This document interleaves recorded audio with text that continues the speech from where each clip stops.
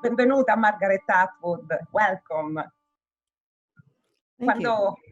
Quando ho letto Tornare a galla, il suo secondo romanzo che è stato da poco ripubblicato in Italia, io ho pensato subito a quanto il tema della natura e dell'ambiente sia stato sempre presente nei suoi libri, direi addirittura da prima che divenisse la questione principale. È stato presente in Mad Adams, nel racconto dell'ancella, nelle sue poesie. Mi torna sempre in mente la sua poesia The Moment e quel We Never Belong to You che sussurrano gli alberi. Tutto questo per chiederle come mai, secondo lei, resta così difficile per molti, moltissimi di noi sentire vicino questo tema, capire che non è la questione ambientale qualcosa che si svolge lontano da noi, ma è vicinissima, ci riguarda tutti ed è prioritaria.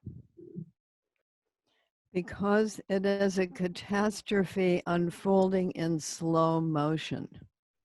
So unless something is immediately present to us as human beings, so it's a tornado, it's a drought, it's a famine, it's a virus pandemic.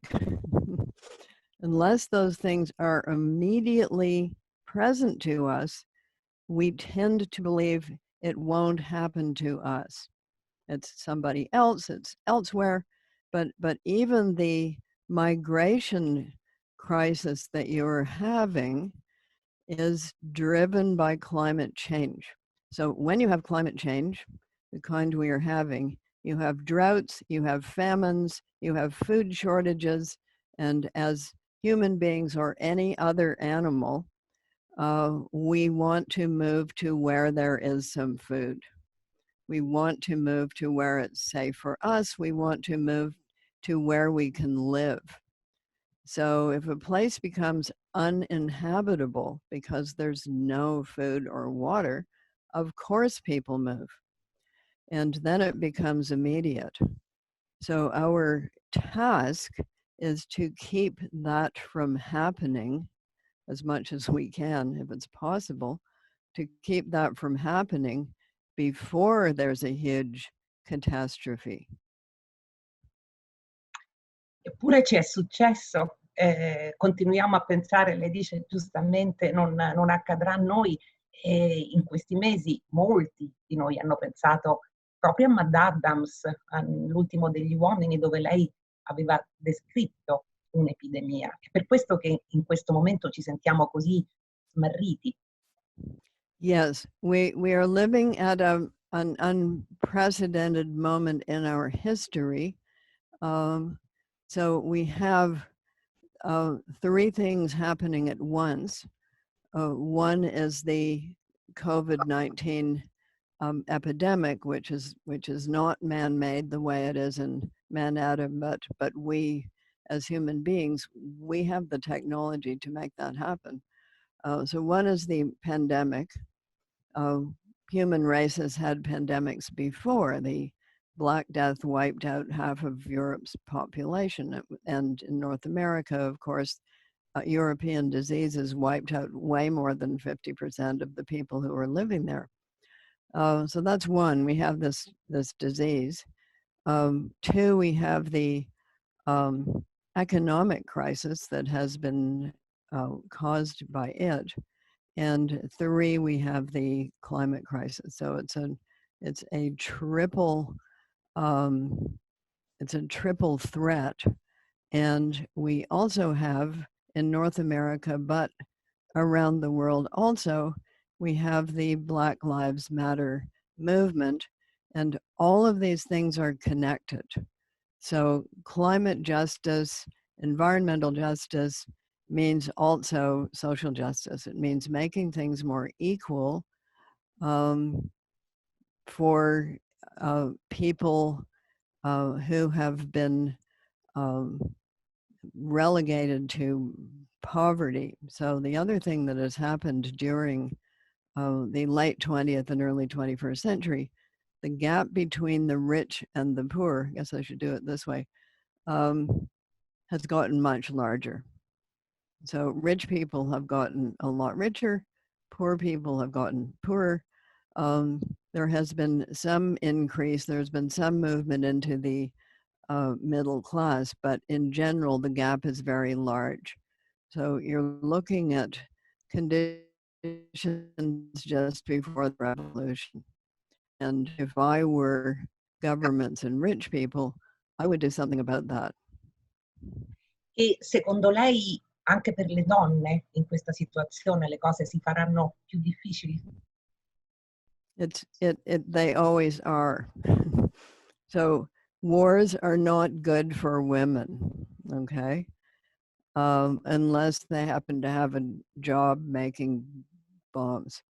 But in general, in war zones, things get pretty bad for women because social conventions break down. People are running all over the countryside who you don't know, and you're not related to them, and there are therefore fewer social conventions that they are respecting. In fact, there are essentially none. So of course that's always worse for women, and famines, mass migrations, they always put women and children at risk. So that is happening as well. Senta, rileggendo Tornare a galla, e torno qui, che ha perché il libro ha un collegamento con quello che lei dice, ed è la questione del male. C'è una scena, apparentemente una scena minore, in cui la protagonista ricorda quando con suo fratello, quando erano bambini, buttavano le sanguisughe nel fuoco. E lei dice, anche noi cito a memoria, anche noi compivamo il male, in modo diverso dai ragazzi di città, semplicemente erano diverse le nostre vittime, ma era lo stesso male. Allora, pensavo a forse una dei suoi personaggi, delle sue villain più famosa, Aunt Lydia.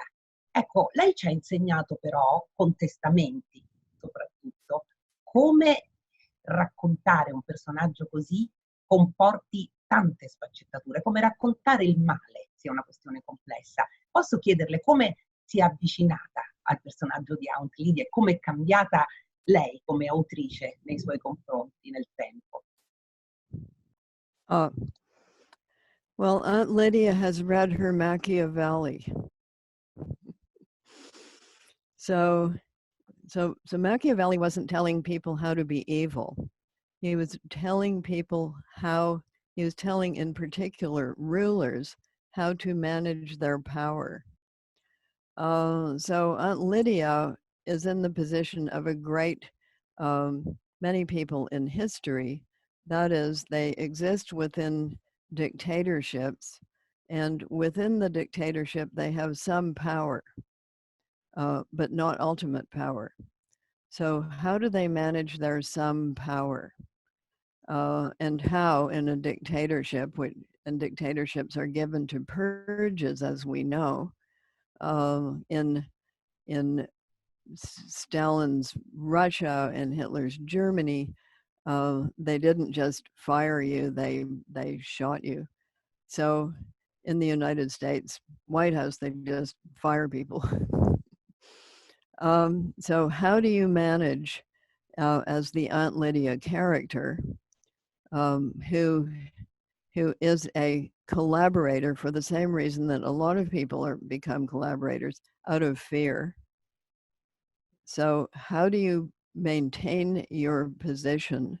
How do you protect yourself from your rivals who would like your job and would like to be able to accuse you of something? And how, once you have decided that the regime that you are within is corrupt and bad, how do you work from within it to help bring it down? And with both of these books, The Handmaid's Tale and the Testaments, I put nothing in that did not have an historical precedent or many historical precedents. So of course I've been very interested in double agents, people who work from within regimes, people who leak. We've seen quite a lot of leaks recently coming from the White House. Who's doing that? Why are they doing it? How do they excuse their position?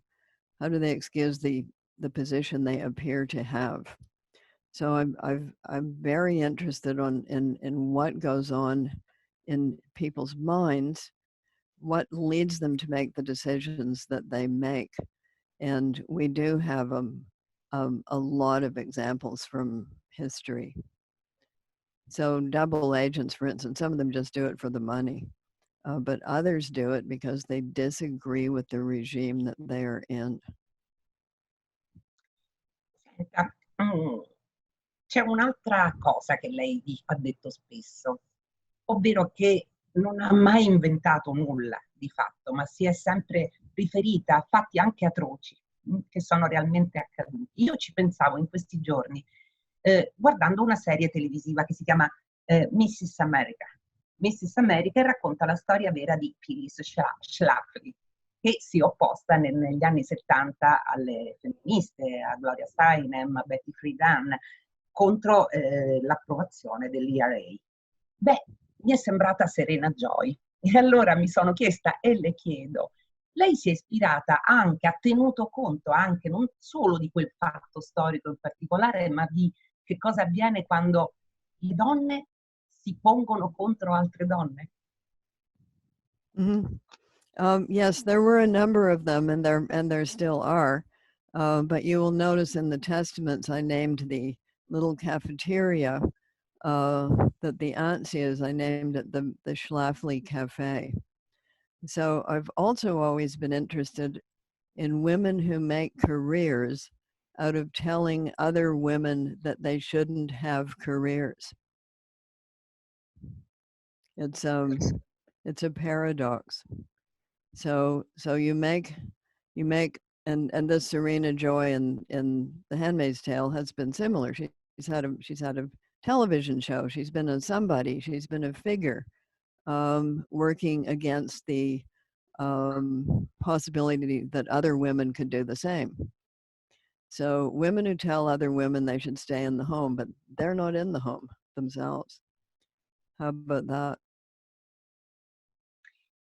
Senta, c'è una cosa che ugualmente lei dice spesso, ed è una cosa bellissima secondo me. Lei dice che scrivere è un atto di speranza, non avrebbe bisogno di spiegazioni, però mi piacerebbe tanto che lei ci dicesse perché. Right. Let's think about all the different kinds of hope that are involved if you were writing a book. First of all, you hope that you will finish it. It doesn't always happen. Second, you hope that it will be a good enough book. Maybe not a perfect book, but a good enough book. Third, you hope that a publisher will publish it. That doesn't always happen either. Fourth, you hope that if it's published, someone will read it. Again, a big hope. And fifth, you hope that if someone reads it, they will understand it. Because publishing a book is like putting a note in a bottle and throwing it into the ocean. You do not know who may pick up that bottle. They may open the bottle, they may find the message and be unable to read it. Or they may open the bottle, find the message, read the message, and dislike the message very much. That also can happen. So this is a lot of hope just when you're writing the book. But every time you are writing a page, even if you are writing your own journal, your own diary private, you are assuming a reader. So you are assuming a future in which a reader will exist, even if it's only you at a later date. But you are therefore assuming a future in which there are human beings. That's a pretty big hope. In the Future Library of Norway project, they planted forest of trees north of Oslo, and those trees will grow for 100 years. And in each year of that 100 years, a different author from around the world, many different languages, will give a secret manuscript to the Future Library of Norway. And we don't know what's in it. We know that it's made of words, no pictures, just words. And it can be anything made of words. It can be one word, it can be a poem, it can be a novel, it can be a story, it can be a diary, it can be a laundry list, it can be a play, it can be an essay, it can be a letter, any of those things. And that is given to the Future Library of Norway, and those manuscripts will remain locked up in secret, only 2 copies, both of them in Oslo, and you, the writer, are not allowed to tell what you have put in. On the 100th year, the boxes will all be opened, and enough trees will be cut from the forest that will have grown to make the paper to print the anthology of the Future Library of Norway. That's a very hopeful project. The trees will grow, there will be people, there will be a library, the books or manuscripts will survive, they will be printed, people will still be able to read, people will still be interested in reading. That's a huge amount of hope. But it's the same principle. Every time you write, you're supposing a reader. L'ultima domanda davvero, brevissima. Cosa sta scrivendo adesso? Mi rendo conto è banale, ma non posso non chiederglielo. That's a question I never answer, because if I tell you and then I don't finish it, someone in the future will say, but you said you were writing this thing and you didn't finish it. Why? So I always avoid that. And the other reason I avoid it is that a number of my books, if I had told the publisher ahead of time what I was writing, they would have gone, what? What? So it's better to finish the book first and then show it, and not to talk about it. Some writers do talk about it. They will tell you about what they're doing, but they have more faith in their ability to finish than I do. Sometimes I don't finish. But as you can understand from my question, I am a very big fan. And so that's lovely. Thank you. Wonderful to talk to you, and I certainly wish I were there, because Italy is always so terrific and I have such a good time. So I'm looking forward to visiting once this present period is over, and you see what a hopeful statement that is. I hope. Thank you. Thank you very much, Margareta. Thank you. Thank you. Thank you. Bye-bye. Bye-bye. Bye-bye.